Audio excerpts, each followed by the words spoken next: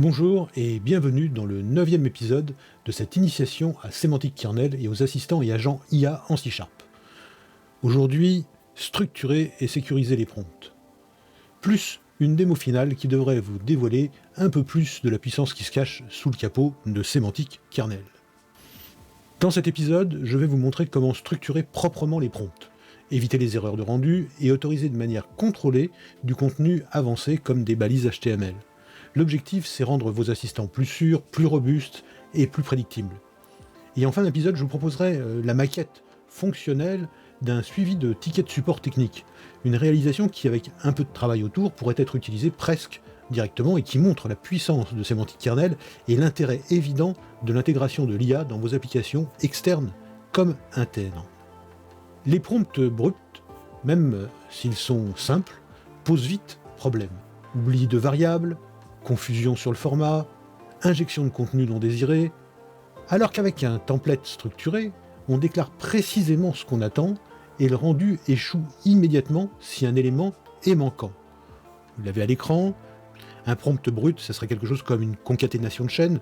On le voit, bonjour, plus nom, plus un espace, votre sujet, deux points, plus sujet, c'est du bricolage. Un prompt structuré, déjà, est un prompt qui va contenir des variables qui vont être remplacées. Donc, par exemple, bonjour, avec le nom de la personne, votre sujet, etc. Donc déjà, on évite les concaténations de chaînes, on évite un certain nombre de choses, et ces variables, on va le voir, peuvent en plus être déclarées, et on peut dire si elles sont required ou pas, si certaines choses sont autorisées ou ne le sont pas. Bref, c'est une avancée importante. On voit ici un exemple simple de déclaration d'un prompt template, avec la description de ces variables d'entrée. Cette façon de coder un prompt est celle qui offre le plus d'options et de clarté. Vous voyez le code qui est à l'écran en ce moment. On a un mail template, c'est la variable, on l'appelle comme on veut. On l'a créé à partir de prompt template factory, .create, et on va créer un prompt template config, donc la configuration pour créer ce template de prompt, qui va contenir template, ça sera en fait le template du prompt, donc le prompt lui-même avec ses variables à l'intérieur. Et puis input variables, c'est la liste de toutes les variables. Donc voilà, on va créer new input variable avec son nom, si elle est required ou pas, etc. Donc c'est une façon assez simple, un peu plus verbeuse peut-être, mais très structurée de déclarer ces variables. Donc on utilise le prompt template factory qui va définir le prompt et les variables attendues. La validation est en partie intégrée. Si l'une des variables est manquante alors qu'elle est required, l'appel à render async enverra une erreur. Donc là, on aura une erreur, on aura quelque chose qu'on peut trapper, qu'on pourra pister et détecter pour fiabiliser le logiciel. De même, vous noterez que le is required est à true pour les deux variables d'entrée. La partie template, quant à elle, contient le prompt qui fait donc usage de ces mêmes variables, avec les mêmes noms écrits exactement de la même façon. Ça, c'est important de le noter. Protéger un prompt avec un contenu structuré. Ça, c'est quelque chose dont on vient de voir les prémices, qui est très important. Il existe des mécanismes de protection internes. Certains sont désactivables, comme par exemple l'acceptation des balises HTML, XML. Alors, je ne vous conseille pas de lever cette protection, sauf si vous maîtrisez le prompt et ses variables. Par exemple, si cela est généré par votre code en vue d'afficher du code HTML sur une page web, par exemple. Mais si un utilisateur humain peut avoir accès au prompt ou aux variables, sauf à endosser la totale responsabilité de ce qui peut se passer, et ce que cela implique, laissez la protection en place. On verra dans le slide suivant un cas concret d'autorisation de code HTML. Mais ça, c'est quelque chose auquel il faut bien évidemment penser. Ici, vous avez un cas concret. Dans cet exemple, on passe un nom contenant du HTML. Vous voyez en bas de l'écran, on va passer une input, donc une variable qu'on va appeler input, et qui contient un bonjour qui va être en gras en HTML. Par défaut, ces balises-là vont être ignorées si on ne l'autorise pas. On voit que quand on a créé notre variable, là c'est la partie qui est à gauche de l'écran, new input variable, name égale input, donc on a bien le même nom, avec la même casse, on a la variable allow dangerously set content, qui est à true. Et là, ça indique qu'effectivement, on va accepter les balises. Encore une fois, avec toutes les précautions d'usage. Donc grâce à cette propriété de l'input variable, le rendu du prompt ne sera pas bloqué. Résultat, le modèle reçoit un prompt structuré, validé et maîtrisé. La maîtrise va ici dans le sens d'une plus grande permissivité, mais si on avait interdit les caractères dangereux, elle serait allée vers une plus grande rigueur. Chacun fait en fonction du cas qui l'intéresse. Donc on doit choisir avec prudence et circonspection les paramètres de sécurité, quel que soit le contexte. L'IA n'échappe pas à cette règle, en fait. Alors la gestion de support technique automatisé par IA, j'ai trouvé que c'était un exemple qui se prêtait bien à ce genre d'IA tout à fait intéressante, qui est dans un programme, qui n'est pas de l'IA sapin de Noël, qui n'est pas de l'IA qui sert à faire du marketing. Les utilisateurs n'ont même pas besoin de savoir que ça existe. C'est là, et ça fait par contre gagner du temps, ça fait gagner de la productivité, donc de l'argent à l'entreprise. Et c'est ça qui est intéressant. C'est cette IA-là qui m'intéresse, c'est pas celle dont on voit des pubs tous les jours pour vous inciter à acheter tel ou tel logiciel parce qu'il aurait 3 fonctions IA qui ne sont pas spécialement très intéressantes en général. Donc pour aller plus loin et illustrer le propos de cet épisode, tout en avançant dans l'utilisation concrète de sémantique kernel dans vos applications, je vous propose une sorte de maquette, même maquette c'est bien un grand mot, mais enfin, c'est quand même une maquette fonctionnelle, d'un système de suivi automatisé de demande de support technique. Il sera capable d'utiliser un mail client, de fabriquer une réponse circonstanciée sous forme d'un mail qui ne ressemblera en rien à ce qu'on pourrait faire en C# avec de simples concaténations de chaînes. Ici, impossible de savoir que la demande n'a pas été traitée par un humain. Enchaînement de fonctions, variables multiples, prompt complexe. Voici le code du projet exemple. Alors, je vais vous le commenter rapidement et surtout l'exécuter. Mais ici, à la différence d'un tour de magie où tout de merveilleux est basé sur un truc ignoré par les spectateurs, ici finalement la magie va devenir encore plus fantastique une fois que je vous aurai montré le truc, c'est-à-dire le peu de code pour réaliser tant de choses. Alors allons-y. Donc le projet, il n'a rien d'extraordinaire, il n'y a pas grand-chose, pas de sous-répertoire, rien, on a juste notre système qui permet de lire la clé d'API et le programme.cs qu'on va tout de suite regarder. Alors qu'est-ce qu'on fait dans ce code ? Dans ce code, on a d'abord le chargement de la clé API. On a dit que bon, voilà, c'est pas la partie la plus intéressante, on le fait à chaque fois. Et puis la construction du kernel avec le choix du modèle GPT qu'on va utiliser. Ça aussi, on le fait à chaque fois, c'est pas la partie la plus passionnante. Donc ici, on a notre kernel qui est construit, qui va utiliser un service ID chat qui est du GPT 3.5 Turbo 11.06, celui que j'utilise ici parce qu'il est pas très cher pour faire des tests. Et puis finalement, tout à fait acceptable. Il faut se rappeler que quand ChatGPT 3.5 est sorti, c'était une vraie révolution. Ensuite, on va activer le moteur de templating. Donc ici, on va faire var prompt template factory et new kernel template factory. Donc là, on va se créer une template factory. Et puis maintenant, on va créer notre mail template, donc notre prompt template. Pour ça, on va appeler notre prompt template factory et on va demander de créer quelque chose qui est en fait un prompt template config, c'est une configuration de template, qui va contenir à la fois le template, alors là il est inline, on pourrait le charger depuis un fichier, ça serait pas plus mal, on va y revenir, et puis les input variables qui sont là, et on a beaucoup de variables, hein, ici, on a une variable qui est le nom, et on voit qu'on a une description, nom du destinataire, alors attention, tout ça c'est super important, hein. C'est grâce à ça que Semantic Kernel est capable de savoir, en demandant à l'IA de comprendre vos descriptions et vos noms, à quoi servent les variables, et comment les remplacer ou comment ne pas les remplacer. On a ici le sujet, donc ce sera le sujet du mail, c'est marqué ici. On a numéro de ticket, ici ce sera numéro du ticket du suivi de la demande. Et puis ici, mail original, c'est le mail original émanant du client. Voilà. Donc là par contre, il n'y a pas de défaut, on a mis NA, comme ça, bon, si jamais on y fait appel, on verra marqué NA. Ils sont required par contre, comme tous les autres champs, puisqu'on a bâti notre prompt template sur la base, on le voit, de ces mêmes noms de variables qui sont ici. Etc., etc. On les retrouve toutes. Vous voyez que si on élargit un petit peu, on a ici le sujet qui se trimballe par là. Donc une fois qu'on a défini ce merveilleux template, on a quelque chose de structuré qui nous permet d'exécuter un prompt en s'attendant à un certain nombre de variables, c'est-à-dire que s'il y en a qui n'y sont pas, il y aura des erreurs parce qu'elles sont en required. Et puis, ici, comme vous le voyez, il y en a une où on accepte qu'il y ait des balises HTML à l'intérieur, parce qu'on va le traduire en HTML, peu importe. C'est pour l'exemple. Et puis, il va bien falloir nourrir les variables avant d'exécuter le prompt. Alors ici, on va simuler un petit peu tout ça. Donc on crée en fait un kernel arguments, donc une liste d'arguments pour Semantic Kernel, donc ce fameux sac de variables dont on a déjà discuté plusieurs fois. Et donc pour le nom, on va mettre justement une balise HTML, puisqu'on a dit qu'on l'autorisait, c'est Monsieur Morel, qui devrait être écrit en gras. Voilà. Alors comme c'est mis en commentaire, à chaque fois, puisque c'est du code que vous allez pouvoir télécharger. Description de la vidéo, vous pouvez regarder le lien. Par exemple, ce contenu-là, il va être accepté parce qu'on a mis la variable Hello Dangerously Set Content à true.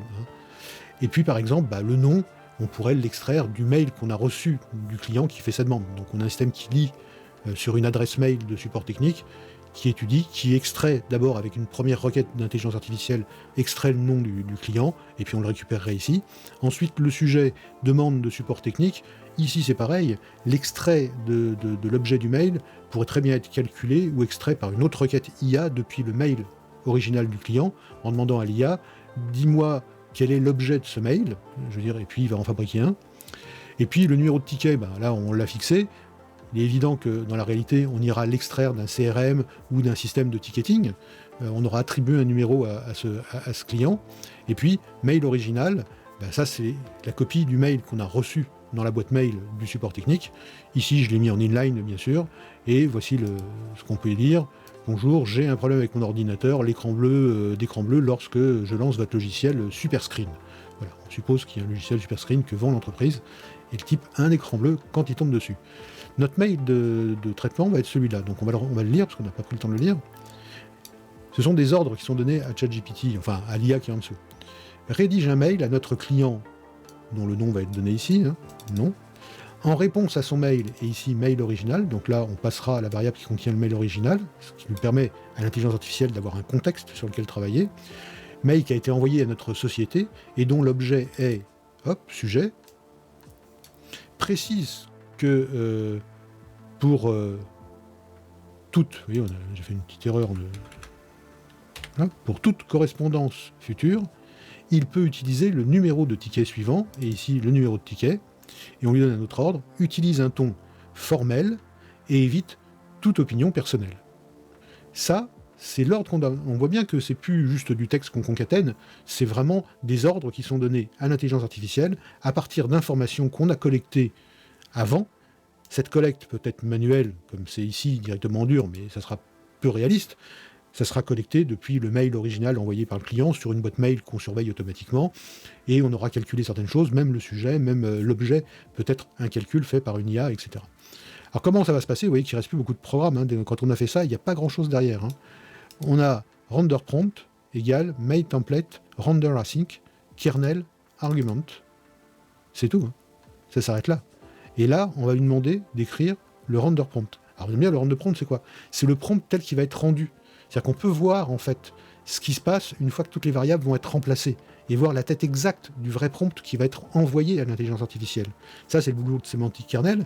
Et ici, on va avoir un contrôle. On pourrait bien sûr versionner tout ça, on pourrait le mettre dans un système de traces, de log, mettre ça où on veut, l'enregistrer dans des fichiers, faire ce qu'on veut, pour pouvoir vérifier quels sont les ordres qu'on a envoyés à l'IA et vérifier les réponses. Si jamais il y a une réponse qui est inappropriée, il faudra vérifier par exemple si le texte qui a été créé ne contient pas des choses qu'il faudrait corriger ou interdire, etc. Donc ce sont des éléments de surveillance absolument indispensables, c'est pour ça que je vous le fais voir ici, mais c'était même pas indispensable pour faire marcher ce morceau de programme. Mais on va voir affiché en premier, donc le render prompt, donc le prompt qui va être envoyé à l'IA une fois que tout ça va être travaillé, une fois que le template va être travaillé par Semantic Kernel. Et puis on l'envoie via un modèle GPT, donc un modèle de chat ici, kernel get required service eChat completion service, et on va ranger ça dans un chat historique. Je vais y revenir dans un instant. Ce qui compte, c'est la réponse. La réponse, c'est get chat message content async du chat history. Vous voyez, là, c'est pas le prompt qu'on traite, on traite l'historique, en fait. Et on va écrire le mail généré response.content. Alors justement, l'history ici, il faut en dire deux mots. S'il s'agissait d'un vrai chat de support technique, par exemple sur votre site web, vous allez mettre en place un chat, il est évident, et non d'une réponse automatique à un mail, ici ce qui est un autre débat, il faudrait bien que Semantic Kernel puisse maintenir l'historique de la discussion afin de lui conserver sa cohérence. Et c'est d'ailleurs l'historique qui est exécuté via le chat.getChatMessage, etc. qu'on voit ici. C'est bien l'historique ici qui est exécuté et non pas le prompt lui-même. Et c'est ça qui est exécuté pour obtenir la réponse. On voit ce mécanisme à l'œuvre dans le code, même s'il n'est pas réellement utilisé. C'est vrai que la création d'un chat historique ici, alors qu'il n'y a pas d'historique, il n'y a pas de chat surtout, ça peut sembler un peu étrange. Mais En fait, je voulais vous faire voir, parce qu'il n'y aura pas d'occasion autre dans cette initiation pour vous en parler, je voulais vous faire voir ce système de chat history, parce que c'est extrêmement important si vous voulez construire des chats, par exemple ici dans du support technique automatisé dans un site web ou des choses de ce genre-là, vous aurez besoin d'utiliser ça pour stocker les différentes questions, les différentes réponses, afin que on exécute l'historique et non pas le prompt qui vient d'être tapé par l'utilisateur, de telle façon à ce que l'IA dispose de tous les éléments pour pouvoir traiter la réponse, bien évidemment, et pas se redire, et pas redemander 50 fois la même chose à l'utilisateur. C'est là où ça devient intelligent, et pas des trucs stupides, avec détection de mots-clés, comme on peut le voir avec les chatbots depuis des années sur Internet. Donc ça, c'est le point important. Et si on voulait offrir une aide directe aux clients, etc., dans ce dernier cas, il faudrait effectivement que Semantic Kernel ait accès à toute la documentation en plus, la documentation du produit, à la FAQ que vous auriez éventuellement créée sur votre produit, etc. Et ça passerait par la numérisation de ces documents, notamment leur stockage dans une base de données vectorielle, donc la vectorisation sous forme d'embeddings, des tas de notions que je ne pourrais pas traiter dans cette initiation, mais qui sont excessivement importants et qui vont permettre de pouvoir faire des recherches d'abord sur votre base documentaire, sur vos documents internes de votre entreprise, et fournir les morceaux juste intéressants à l'intelligence artificielle qui est derrière pour pouvoir créer une réponse qui sera circonstanciée. Donc, ça c'est très important, c'est un sujet bien évidemment passionnant, mais qui dépasse hélas le cadre de cette initiation, mais qui valait la peine quand même d'être mentionné. Donc maintenant qu'on a vu comment ça marchait, on revient 2 secondes dessus, parce que le code n'est pas très long, on récupère la clé, on crée avec le builder, on crée un kernel, ici on se crée une factory, ici la prompt template factory, qu'on réutilise ici pour créer un prompt template config, et cette config, elle contient le template qui est notre prompt, et elle contient des inputs variables qui sont le nom, le sujet, le numéro de ticket, le mail original du client, etc. etc. Ici, par différents moyens, mais dans le code en dur, parce que ce n'est qu'un exemple, mais on a vu qu'on pouvait le faire autrement, on remplit notre sac de variables avec ces valeurs, donc un dictionnaire, tout simplement. Et puis maintenant, on va faire le rendu de notre prompt, donc on va voir notre prompt avec toutes ces variables remplacées, ce qu'on va pouvoir intercepter, on va l'écrire à l'écran pour voir la tête que ça fait, et puis derrière, on va réellement envoyer notre requête, et donc là, on va obtenir le chat completion service, on va mettre dans notre chat history le render prompt, donc on ajoute dedans, le prompt qu'on a rendu, et on va exécuter ce chat history au travers du get chat message content passing, donc obtient de façon asynchrone un message de chat à partir de ce contenu qui est ici. Et on va l'écrire à l'écran. Il ne reste plus qu'à faire un run, bien sûr, c'est ce que tout le monde attend. Le voici, le voilà. Ça compile, ça fait des appels. Alors là, on voit prompt rendu. On va revenir un petit peu dessus. Vous voyez, il est ici. Donc, on voit, rédige un mail à notre client, alors avec les symboles de gras qui ont été, XML et HTML qui ont été acceptés, le B et le /B, notre client Monsieur Morel, en réponse à son mail, qui est mis donc entre parenthèses, bonjour, j'ai un problème avec mon On voit ici qu'on a peut-être un problème de traduction justement de l'Unicode vers UTF-8. Donc il faudrait peut-être faire d'abord une traduction en UTF-8 du mail du client avant de le passer comme ça, parce qu'il y a des chances que l'intelligence artificielle qui est derrière ne comprenne pas forcément tout ça. Voilà, mode 1 précise que pour toute correspondance future, il peut utiliser le numéro de ticket suivant, c'est le numéro qu'on a passé, utilise un ton, etc. Et maintenant, voici le mail généré, donc celui qu'on attend tous. Monsieur Morel, nous avons bien reçu votre demande de support technique concernant le problème rencontré avec notre logiciel Superscreen.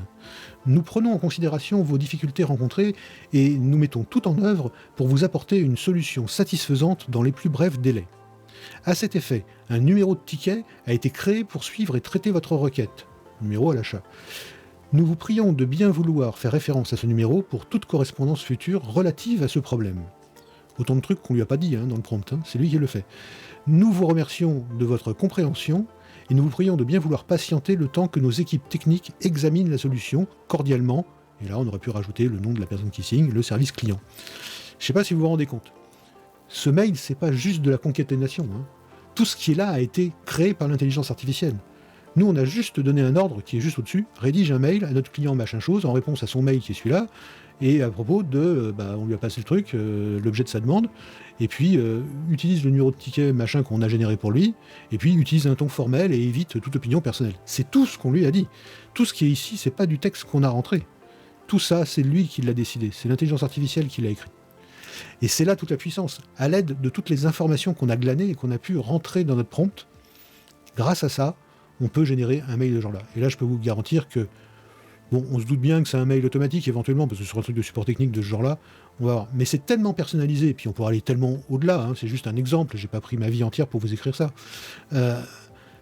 Juste là, vous voyez toute la puissance de l'IA, la vraie, celle qu'il faut utiliser dans vos applications internes comme externes, celle que vos clients, vos utilisateurs n'ont même pas besoin de savoir que ça existe. C'est-à-dire que ce n'est pas un argument marketing comme toutes les bêtises qu'on voit passer aujourd'hui sur l'IA, c'est la vraie intelligence artificielle utilisée réellement dans un but de productivité, d'efficacité, et qui permet d'améliorer bien évidemment les services rendus par l'entreprise. C'est ce que cherche toute entreprise dans le monde. Donc ça, je crois que ça scelle définitivement l'intérêt qu'on peut avoir à s'occuper de Semantic Kernel, parce que Semantic Kernel vous facilite ce genre de choses. On a vu, hein, ça prend pas beaucoup de place, hein, ça prend pas beaucoup de temps. C'est quand même pas très sorcier. Hein. En fait, le truc qui exécute ce mail, il est là, je veux dire, et c'est fait à partir d'informations qu'on a glanées de ci, de là, ça c'est du code C# traditionnel presque, et puis juste un template qui est là, et 4 noms de variables. Donc franchement, moi, la première fois que j'ai vu tourner un truc comme ça, j'étais vraiment ébahi. Mais enfin, chacun peut s'émerveiller devant ce qu'il veut.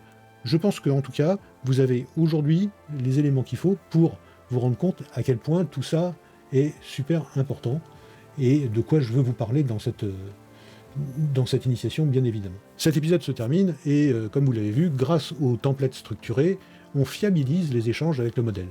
Avec Hello Dangerously Set Content, on garde la main sur le contenu tout en sécurisant le processus. C'est assez particulier, ça concerne les balises HTML, mais c'est important de pouvoir les supprimer et de savoir qu'elles sont filtrées si on ne le veut pas. Et avec tout ce que vous avez appris jusqu'ici, et comme le montre l'exemple de code final et son run, on peut presque fabriquer un service de suivi automatisé de tickets clients parfaitement fonctionnel en une dizaine de lignes de code. Ce n'est qu'une maquette, hein, ça va d'autres prétentions, même un code de démo simplifié, et c'est pas un code de production.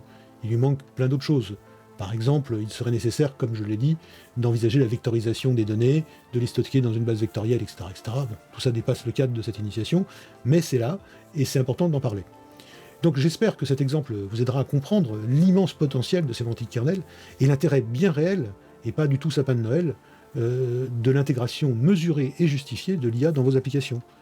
Il ne s'agit d'ailleurs pas ici d'en faire un argument marketing, mais un outil de productivité et d'efficacité que vos utilisateurs, internes comme externes, n'ont même pas besoin de savoir que vous l'utilisez.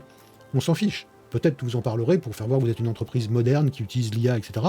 Peut-être que vous ne le direz pas pour juste augmenter votre productivité et laisser vos concurrents derrière vous, parce qu'ils ne comprendront pas comment, avec si peu de personnel, vous arrivez à traiter autant de choses en si peu de temps. Voilà. Dans le prochain épisode, on verra comment filtrer dynamiquement les fonctions pour aller encore plus loin dans le contrôle du comportement, le pistage des requêtes. On a vu par exemple avec le render prompt à l'instant qu'on pouvait déjà pister ce qui est rendu avant d'être envoyé à l'IA. On va voir qu'on peut faire encore plus fort, filtrer, modifier en cours de route, envoyer à des systèmes de log et même plus, comme des systèmes d'instrumentation, etc. On se retrouve pour l'épisode numéro 10, dans un instant, dans quelques jours.